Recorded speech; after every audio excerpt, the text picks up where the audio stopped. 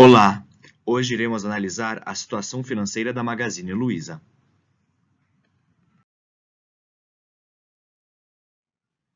Para poder recomendar a compra ou venda da ação de qualquer companhia, é primeiro essencial olharmos os indicadores e as projeções de curto, médio e longo prazo, para que então possamos tomar a decisão correta.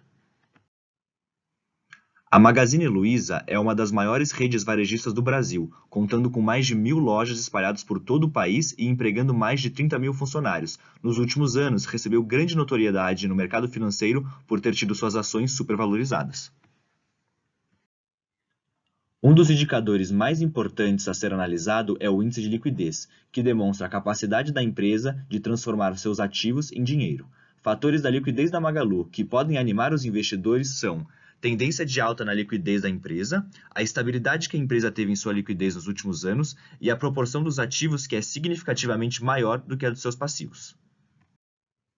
O índice da liquidez corrente pode ser uma excelente métrica para analisar a capacidade de uma companhia de quitar suas dívidas de curto prazo. Ao analisar o gráfico da liquidez corrente da Magalu, podemos observar que, mesmo com uma forte queda no ano de pandemia, continua apresentando tendência de alta.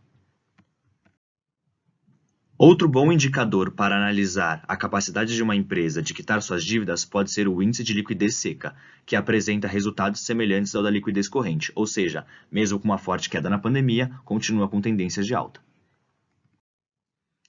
Fator também muito relevante para os investidores é saber como está a situação do endividamento da companhia. Após analisar os dados da Magalu, podemos concluir que ela apresenta tendência de queda na dívida da empresa e se provou absolutamente resiliente em momentos de crise.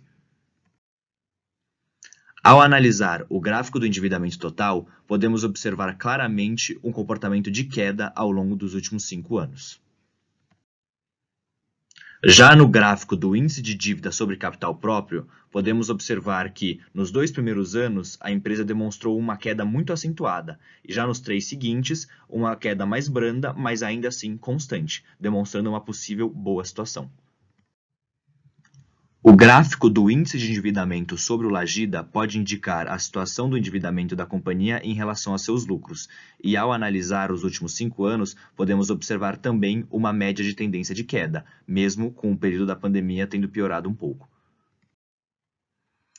Os índices de lucro estão sem dúvida entre os queridinhos dos acionistas, e é aí que a Magazine Luiza se destaca. Ao analisar sua situação nos últimos 5 anos, podemos observar lucros crescentes ao longo dos últimos anos, estabilidade relativa na pandemia e, com o fim da crise, já foi capaz de recuperar o seu prejuízo. Como a Magazine Luiza é uma gigante varejista, podemos observar que em seu gráfico margem Lagida demonstrou fortíssima queda no ano de 2020, pois a pandemia do coronavírus reduziu todo o consumo do setor varejista em seu respectivo ano. Outro índice muito atrativo para os investidores é o índice de payout, que indica o quanto do lucro líquido da companhia foi distribuído para os acionistas. Ao analisar os últimos 5 anos da Magazine Luiza, podemos observar índice crescente nos últimos anos, perspectivas de crescimento para o futuro e uma alta lucratividade para quem comprou as ações da empresa antes do período analisado. A tabela do payout da Magalu pode exemplificar o porquê que os investidores ficaram tão satisfeitos ao longo dos últimos anos investindo na companhia.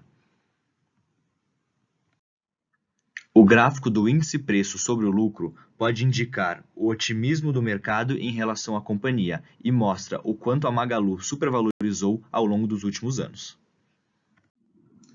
Por fim, vale ressaltar que mesmo após toda essa valorização, a Magazine Luiza continua aparecendo nas listas de recomendação das maiores corretoras de investimentos do país, reforçando assim nossa tese de que a ação sim deve ser comprada.